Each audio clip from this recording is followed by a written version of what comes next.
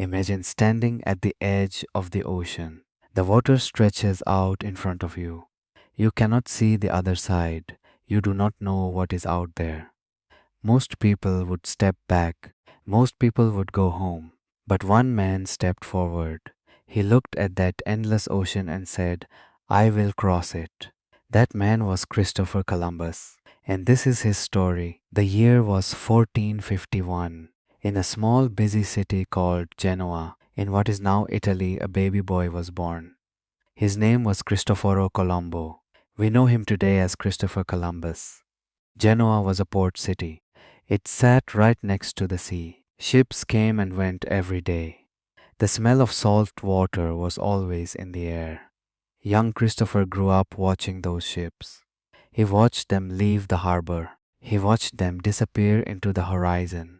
And every time something stirred inside his heart. His father, Domenico, was a wool weaver. It was simple, honest work. The family was not rich. They were not poor either. They were ordinary people living an ordinary life. Christopher had brothers and a sister. He grew up in a small house near the water, but even as a very young boy, Christopher was not ordinary. His mind was always somewhere else. His eyes were always on the sea. When Christopher was about 10 years old, he started working with his father. He helped with the wool. He learned the trade. But every chance he got, he ran to the harbor. He talked to sailors. He listened to their stories. Stories about storms. Stories about faraway lands. Stories about things they had seen on the open water. Those stories filled Christopher's imagination. They gave him something his father's workshop could not give him. They gave him a hunger, a deep, burning hunger to see the world. He was not like other boys in his neighborhood. Other boys talked about getting good jobs, about marrying well, about living a comfortable life. Christopher talked about the sea. He talked about sailing. He talked about places no one had ever been. His friends sometimes laughed. His family sometimes worried. But Christopher never stopped dreaming. By the time he was a teenager, he had already been on a ship. He worked as a young sailor, doing small tasks on trading ships that traveled along the coast. He learned the ropes, literally. He learned how to handle sails. He learned how to navigate. He learned how the wind moved. He learned how to read the stars at night. The sea was becoming his classroom. And he was a very eager student. One of the most important things about Christopher Columbus was that he loved to read. Even though he did not have much formal education, he read everything he could find. He read books about geography. He read about history. He read travel stories written by explorers who had gone before him. One of the books that changed his life was written by Marco Polo. Marco Polo was an Italian explorer who had traveled to Asia many years before. He wrote about a place called Cathay, which we now call China. He wrote about the wealth there, about gold and spices and silk, about a civilization unlike anything in Europe. Columbus read that book again and again. He made notes in the margins. He drew maps. He dreamed. He began to believe something that most people at that time did not believe. He believed that the earth was round. And if the earth was round, that meant you could reach Asia by sailing west. You did not have to go east through dangerous land routes. You did not have to sail south around the continent of Africa, which was the only sea route known at the time. You could go west, straight into the open ocean. This idea seemed crazy to most people in the 1400s. The ocean to the west was mysterious and terrifying. Sailors called it the Sea of Darkness. They believed terrible things lived in that water. They believed ships would fall off the edge of the world. They believed it was impossible to cross. But Columbus did not believe that. He believed it was possible. More than that, he believed he was the man to do it. He was not just a dreamer, though. He was also a worker. He studied maps. He calculated distances. He talked to every sailor and merchant and geographer he could find. He built his idea carefully, like a man building a house, brick by brick, piece by piece. He was preparing himself for the greatest journey in human history. He just did not have the money or the ships to make it happen yet. When Columbus was about 25 years old, something happened that changed his life forever. He was on a ship traveling along the coast of Portugal when the ship was attacked. Pirates, some say. Others say it was a naval battle. Whatever happened, the ship caught fire and began to sink. Columbus jumped into the water. He grabbed onto a piece of wood. The sea was cold and rough. For hours he held on. People around him were screaming. Some were drowning. The smoke and the noise were terrible. But Columbus held on. He swam for miles. When he finally reached the shore, he was exhausted and broken. He had nothing. He had lost everything he owned. He collapsed on the beach near the city of Lagos in Portugal. He could have given up that day. He could have said the sea was too dangerous. He could have gone home to Genoa and lived a quiet life with his family. But Columbus did not give up. He stood up, he dried his clothes, he walked to Lisbon, the capital of Portugal, and there he started a new life. Lisbon, in those days, was the center of exploration in the world. Portugal was the greatest sea power in Europe. Portuguese sailors were brave and skilled. They were exploring the coast of Africa. They were looking for new trade routes. Columbus arrived in this exciting city with nothing in his pockets but everything in his heart. He found his brother Bartholomew in Lisbon. Together they started a small shop. They made and sold maps. Sailors bought maps all the time.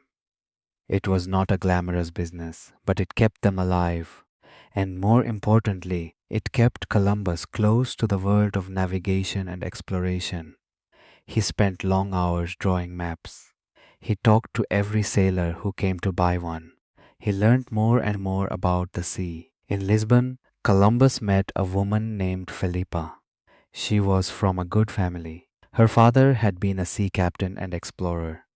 Columbus fell in love with her. They married. They had a son together and named him Diego. For a short time, Columbus had something he had never had before, a settled, happy home. Felipa's family had connections to the sea. Through her, Columbus gained access to her father's old maps and journals. These were priceless documents. They gave Columbus even more information about the ocean. His idea was growing stronger and stronger. He was becoming more and more convinced that he could sail west to Asia. But then sadness came. Felipa became ill. She grew weaker over the months, and one quiet day she was gone. Columbus was left alone with their young son Diego. He was a widower. He was grieving. He was alone in a foreign city. Many men would have crumbled under that kind of pain. But Columbus was not most men. He held his son. He wiped his tears. He looked at the ocean. And he made a decision. He would keep going. He would honor Philippa's memory by achieving the great thing he had dreamed of. He would not let grief stop him. He would use it as fuel. It was around this time that Columbus began to actively seek support for his plan. He needed money. He needed ships. He needed sailors. He could not do any of it alone. He needed a king or a queen to believe in him. And so he began what would become years of rejection, years of disappointment, years of closed doors. He first approached King John II of Portugal. Columbus walked into the royal court with his maps and his plans. He explained his idea clearly and carefully. He said he could reach Asia by sailing west. He said it would open a new trade route. He said it would bring great wealth to Portugal. He asked for ships and funding. The king listened. He called his advisors. The advisors looked at Columbus's maps. They looked at his numbers. And then they said no. They said his calculations were wrong. They said the ocean was much wider than Columbus believed. They said the journey was impossible. The king sent Columbus away. That moment must have been deeply painful. Columbus had worked so hard to prepare. He had believed so completely in his idea, and now a king had laughed at him through his advisors. He was dismissed. He was told he was wrong. He was told to go away. But Columbus got up and kept walking. He decided to go to Spain. Spain was a powerful kingdom. It was ruled by two monarchs, Queen Isabella and King Ferdinand. Together, they had united Spain and made it one of the strongest countries in Europe. Columbus believed that if anyone would support him, it would be them. He arrived in Spain in 1485. He had his young son Diego with him. He had almost no money. His clothes were simple. He looked like an ordinary man. But inside, he carried the biggest dream in the world. The road to the Spanish royal court was not easy. Columbus had to wait for months just to get a meeting. He had to find supporters who could introduce him to the right people. He had to convince powerful men to listen to him. He wrote letters, he made visits. He argued his case to anyone who would hear him. Finally, he got a meeting with Queen Isabella and King Ferdinand. He stood before them and spoke with passion. He told them about his dream. He told them about Asia, about the spices and the gold, about the glory it would bring to Spain, about the chance to spread Christianity to new lands, which was something Isabella deeply cared about. He spoke for a long time. He spoke from his heart. The monarchs listened. They were interested. They asked questions. Columbus answered them confidently. For a moment it seemed like it might work, but then the royal advisors stepped in again. A committee of scholars was formed to study Columbus's proposal. This committee met many times. Columbus waited. He waited for months. He met with the committee. He answered their questions. He showed them his maps. He showed them his calculations. He was patient and careful. He believed they would say yes. They said no. The committee concluded that Columbus's ideas were too risky, that the ocean was too wide, that the journey would take too long, that the ships would run out of food and water before they could ever arrive. Columbus was again rejected. He was devastated. He had been waiting for years. He had sacrificed so much. He had brought his young son all the way to a foreign country for this dream. And now it was gone again. He left the royal court feeling empty. He had nowhere to go. He had very little money. He was a foreigner in Spain with a child to feed.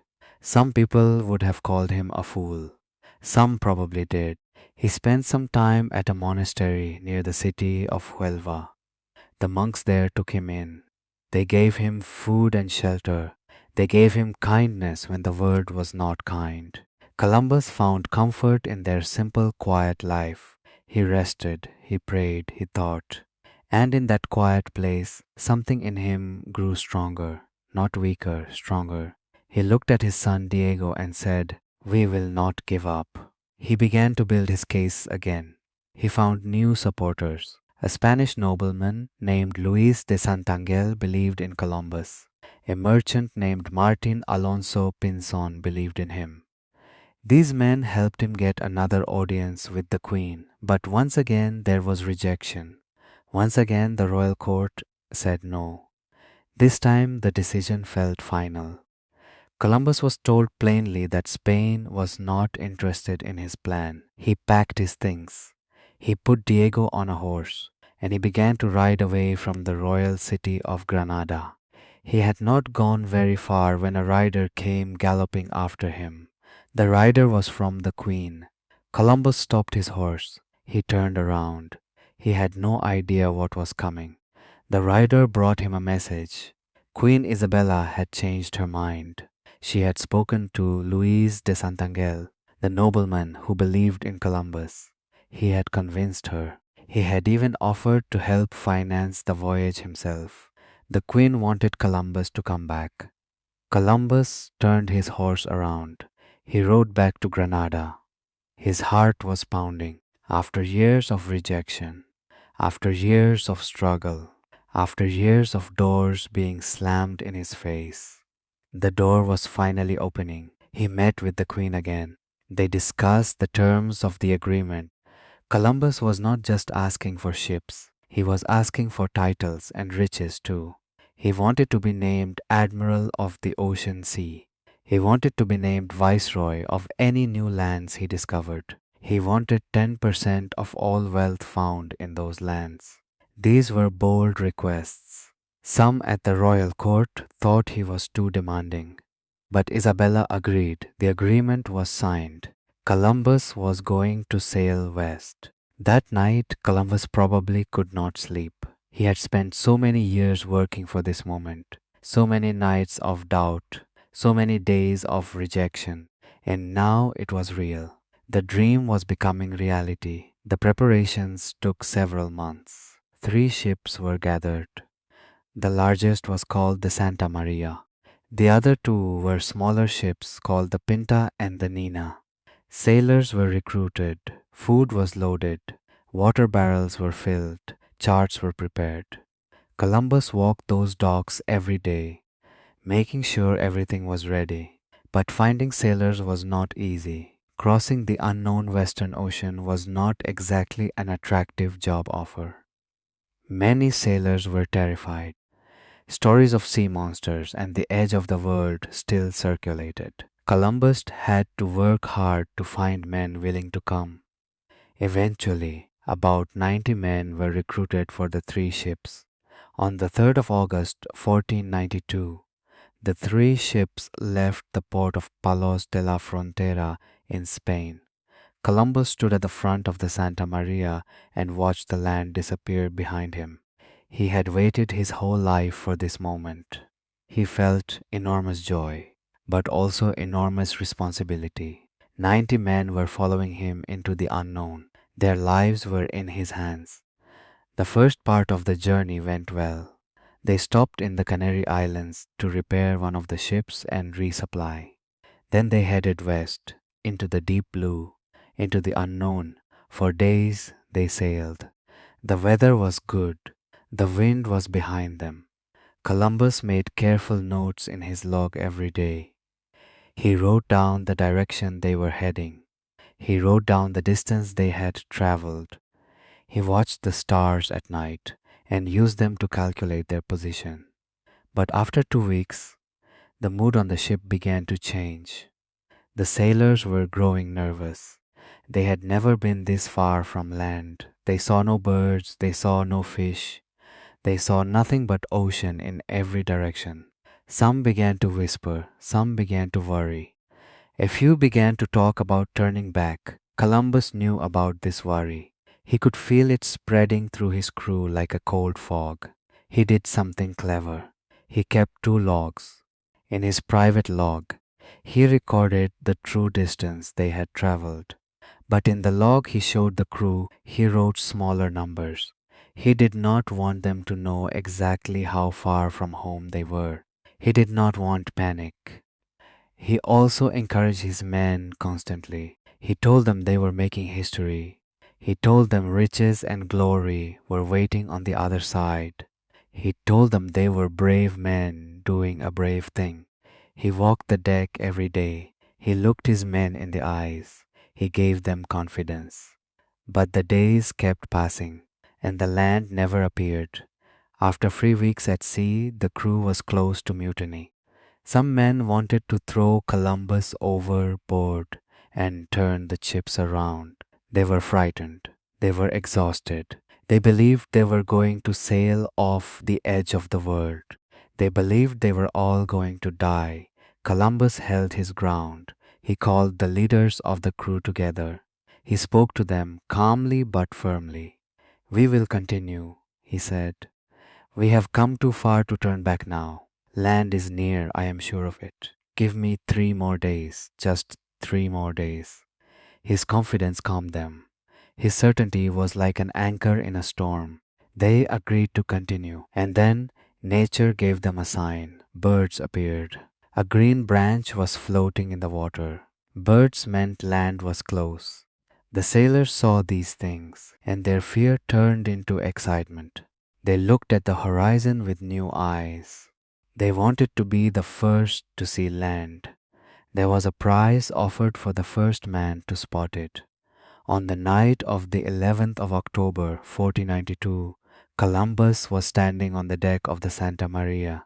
The sea was dark, the stars were bright, and Columbus saw something. A small light in the distance. It flickered, it moved. Was it a fire? Was it the light of a lantern on the shore? He was not completely sure. He did not shout.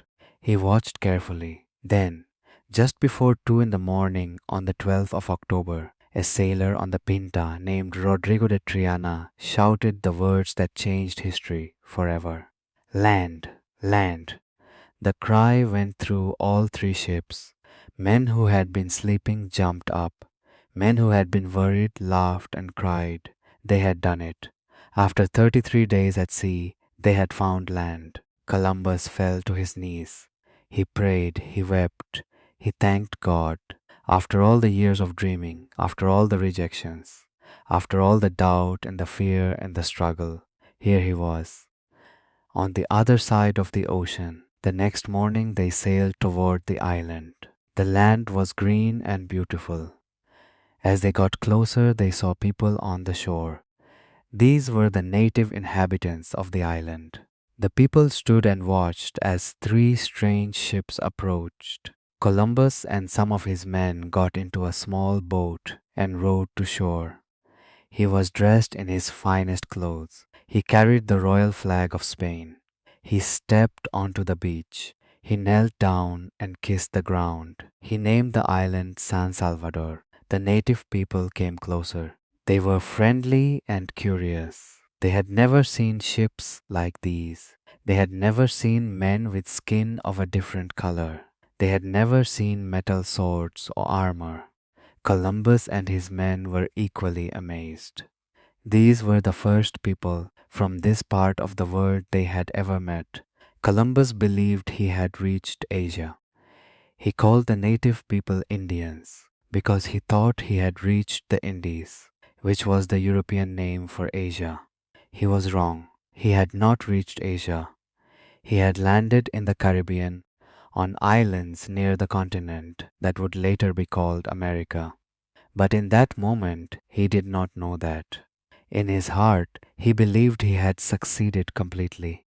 He wrote in his journal that the native people were gentle and kind. He said they would make good servants and could be converted to Christianity. These words show us that even great explorers had flaws. Columbus's arrival began a chapter of history that brought great suffering to the native people of these lands. That is a truth that cannot be ignored when we tell his story. But in 1492, Columbus did not see it that way. He saw opportunity, he saw glory, he saw the fulfillment of his dream. They explored several more islands. They saw new plants and new animals. They found gold. They tasted new foods. They marveled at the beauty of this new world. When it was time to return to Spain, Columbus faced a new disaster. The Santa Maria, his flagship, ran aground on a coral reef and was badly damaged. The ship could not continue. Columbus and his men had to salvage what they could. They built a small fort on the island from the wood of the broken ship. He left about 40 men there to wait for his return. Columbus sailed back to Spain on the Nina. The return journey was brutal. Storms hammered the small ship. Waves as tall as mountains rose and fell. The sailors prayed. Some made vows to God, promising pilgrimages if they survived. Columbus himself tied his journal to his body in a waterproof casing, determined that even if he died, the news of his discovery would survive. They made it through the storms. They survived. In March of 1493, Columbus sailed into the port of Palos in Spain, the same port he had left from 8 months earlier. The news spread instantly. People lined the docks. They cheered. They threw flowers. They could not believe what this man had done. Columbus was received by Queen Isabella and King Ferdinand like a hero. He walked into the royal court dressed in gold and wearing the feathers and ornaments of the New World. He brought native people with him to show the monarchs. He brought parrots and colorful birds. He brought gold. He brought spices. He brought the proof. The king and queen were overwhelmed. Isabella reportedly wept. They gave Columbus every title he had asked for. He was Admiral of the Ocean Sea. He was Viceroy of the Indies. He was celebrated across all of Spain. News of his discovery spread through Europe like a wildfire. People could talk of nothing else. This man, this ordinary man who had been rejected and laughed at for years, had changed the world. He had connected two halves of a globe that had not known each other existed. Columbus made 3 more voyages across the ocean. On his second voyage, he brought 17 ships and over 1,000 men. He established the first permanent European settlement in the New World. He explored more islands. He searched for the gold and riches he had promised Spain. But the later voyages were more complicated than the first. The colony he had established was struggling. The men he had left behind at the fort had all been killed by the native people, likely because of conflicts caused by the colonists themselves. New settlers were difficult to manage. They were greedy and violent. They mistreated the native people badly. As governor of the new territories, Columbus tried to maintain order, but he was not a good administrator. Managing people on land was very different from managing sailors on a ship. Complaints reached Spain about how Columbus was running the colony. People said he was cruel. People said he was incompetent as a governor. They said the promised riches had not arrived. The king and queen began to doubt him. On his third voyage, Columbus explored the coast of South America. He may have been the first European to see the mainland of the continent. But back home, things were falling apart. In 1500, a Spanish official named Francisco de Bobadilla arrived in the New World with the authority of the Spanish monarchs behind him. He investigated the complaints about Columbus. He found evidence of mismanagement. He had Columbus arrested. He put chains on his hands and feet. He put him on a ship and sent him back to Spain. Columbus arrived in Spain in chains. Think about that for a moment. The man who had crossed the ocean, the man who had given Spain a new world, the man who had been celebrated as a hero just a few years before. He was now a prisoner. He was humiliated. He was broken. He wrote a long, sad letter from his chains. He described his suffering. He said he felt abandoned. He asked the monarchs to remember everything he had done for them. Queen Isabella was moved. She ordered his chains removed. She allowed him to meet with her, but she did not restore his titles. She did not give back his governorship. She gave him some money and allowed him to make a fourth voyage. But his power and his glory were gone. His fourth and final voyage was in many ways the most difficult. He explored the coast of Central America. He searched desperately for a passage that he believed would take him to Asia. He still believed, even now, that he was close to the mainland of Asia. He had not yet fully understood that he had found something entirely new. The fourth voyage was a disaster. His ships were damaged by terrible storms and worms that ate through the wooden hulls. 2 ships sank. The remaining 2 were so damaged they could barely float. Columbus and his men were stranded on the island of Jamaica for over a year. They had no working ships. They were trapped. Columbus was exhausted and sick. He was suffering from a painful condition in his eyes. He had trouble sleeping. He was hearing voices.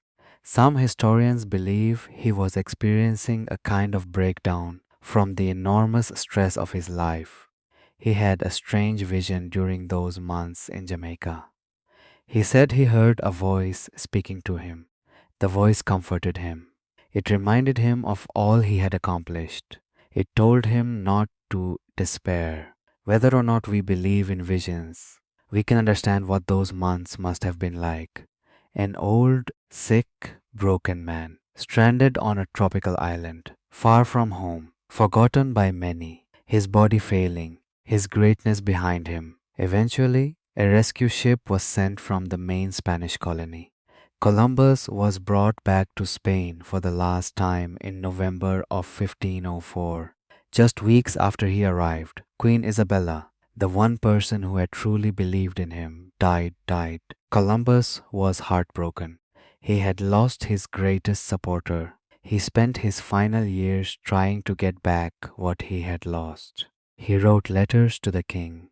He argued for his titles and his share of the wealth from the New World. He was sick and tired and often confined to bed, but he never stopped fighting for his rights. His son Diego fought alongside him. Together, they appealed to the courts. They argued that the agreement signed back in 1492 should be honored. Columbus never completely succeeded in getting back all that he believed he was owed. On the 20th of May, 1506, Christopher Columbus died in Valladolid, Spain. He was about 54 years old. He died in pain. He died still believing he had reached the outskirts of Asia. He died not fully knowing the true magnitude of what he had done. He did not know he had changed the entire shape of human history. He did not die rich. He did not die surrounded by glory. He died a disappointed man who felt that the world had not given him what he deserved. But the world was beginning to understand what he had given it. Within a few years of his death, other explorers followed in his path. The continent he had stumbled upon was named America after another Italian explorer named Amerigo Vespucci, who came after him. Maps of the world were redrawn, trade routes changed. The history of every civilization on Earth was altered by what Columbus had set in motion in 1492. Historians argue about Columbus.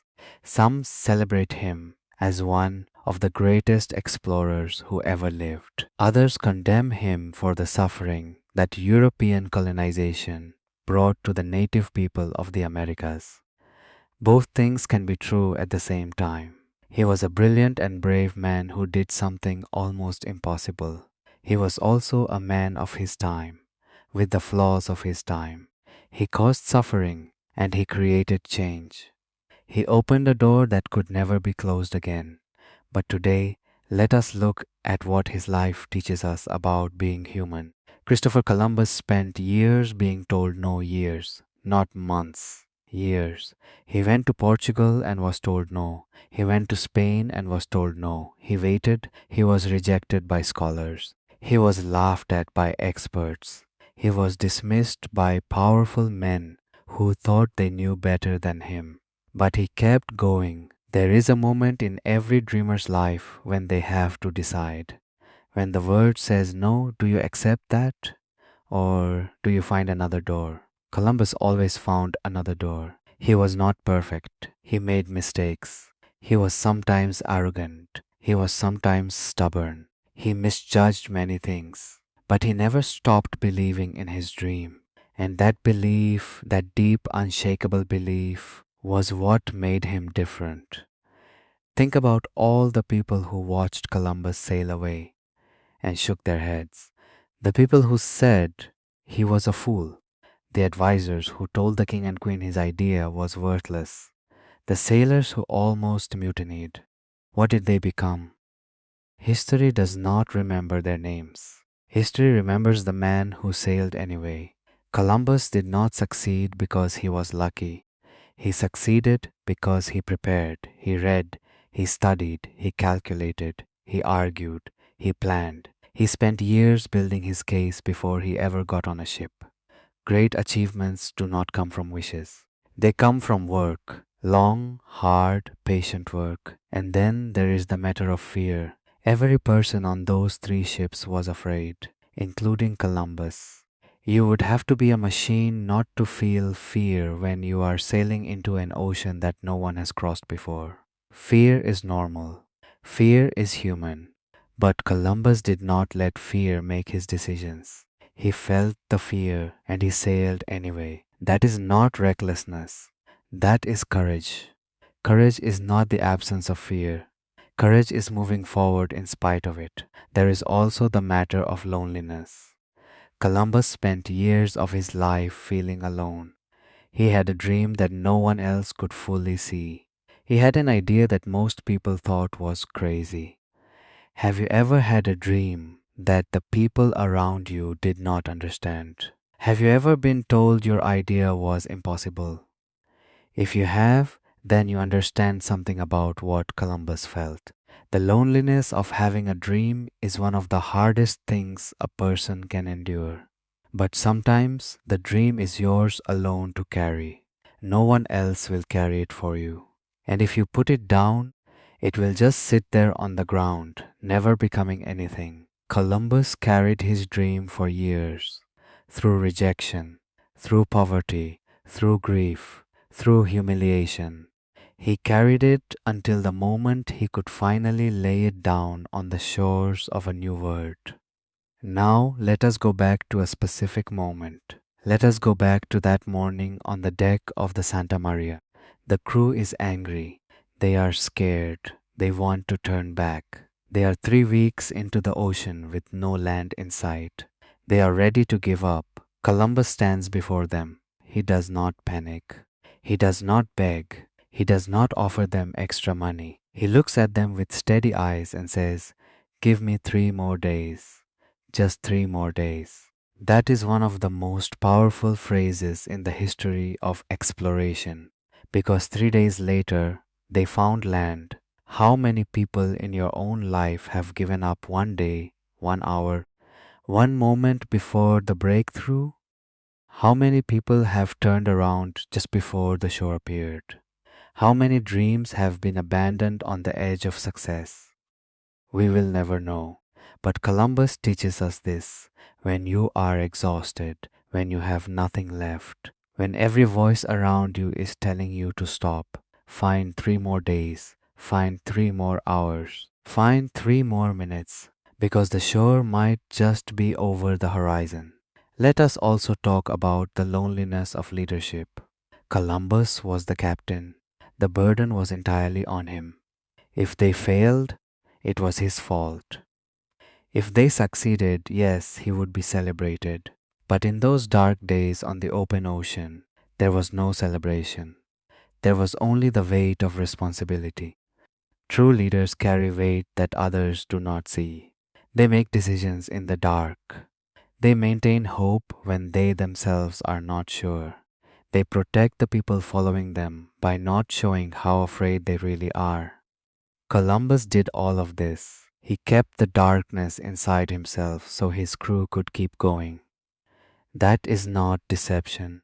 That is love. The love of a leader for the people in his care. We should also not forget Columbus the student.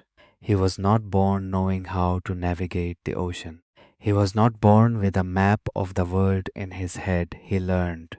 He read. He talked to people. He observed. He asked questions. He was humble enough to learn from sailors when he was a young boy. He was humble enough to read books and make notes in the margins. Sometimes we think great people are born great, but greatness is built. It is built piece by piece, year by year, lesson by lesson.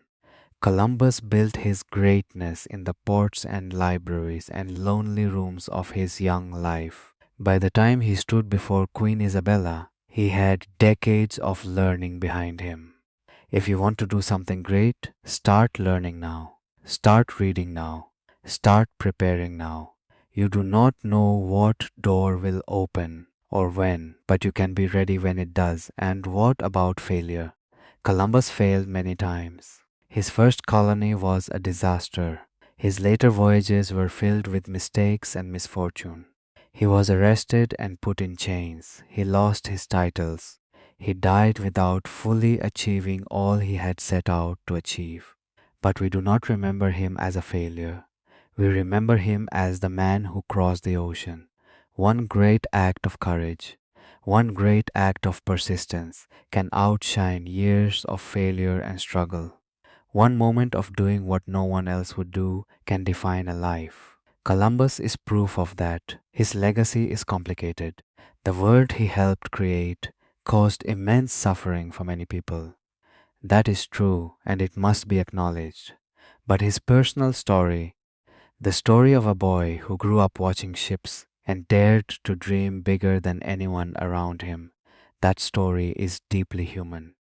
It is the story of every person who has ever believed in something that the world said was impossible. It is the story of every artist who was rejected, every entrepreneur who failed, every scientist who was mocked, every dreamer who kept going.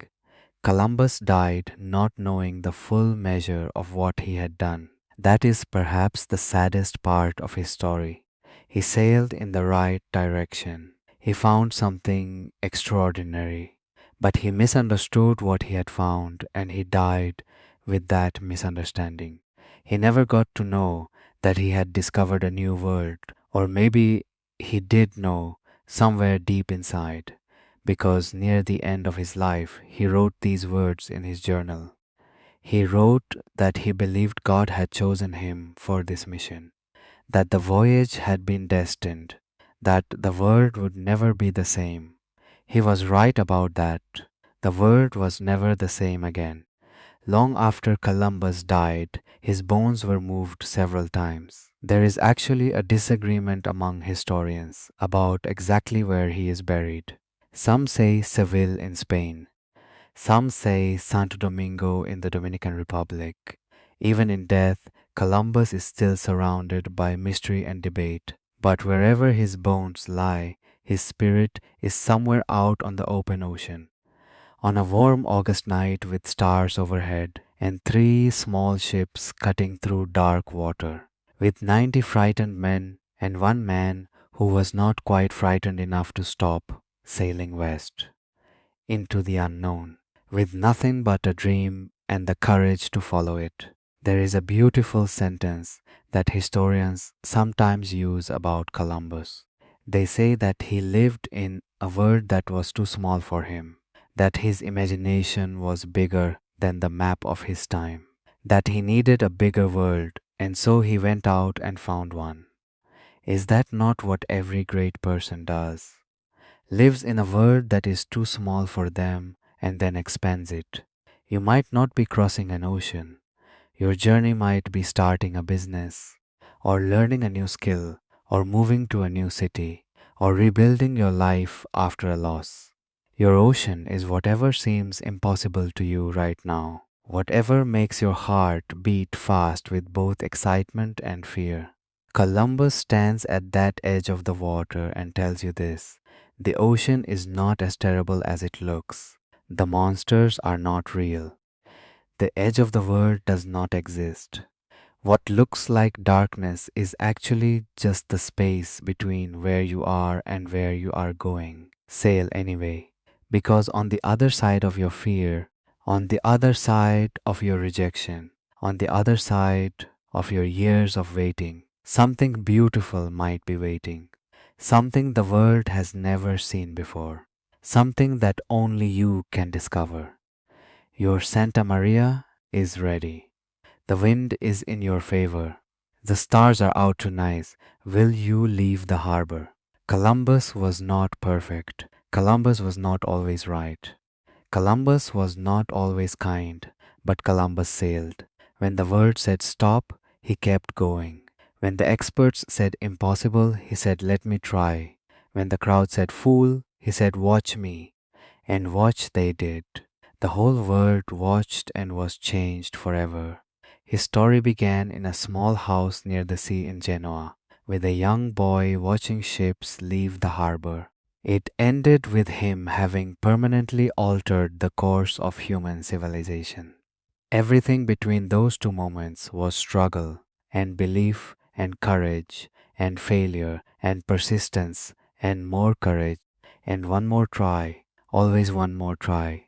That is the story of Christopher Columbus. That is the story of what one human being can do when they refuse to give up on their dream.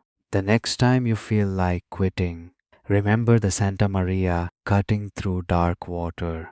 Remember 33 days of nothing but ocean. Remember a man who kept two logs. Remember a crew that was almost ready to mutiny. Remember one man who stood on the deck and said, "Give me 3 more days." And when you think about giving up your dream, when the world has said no too many times, when you are tired and alone and everything seems impossible, hear the voice of a man who crossed an ocean that everyone said could not be crossed. He is saying your name.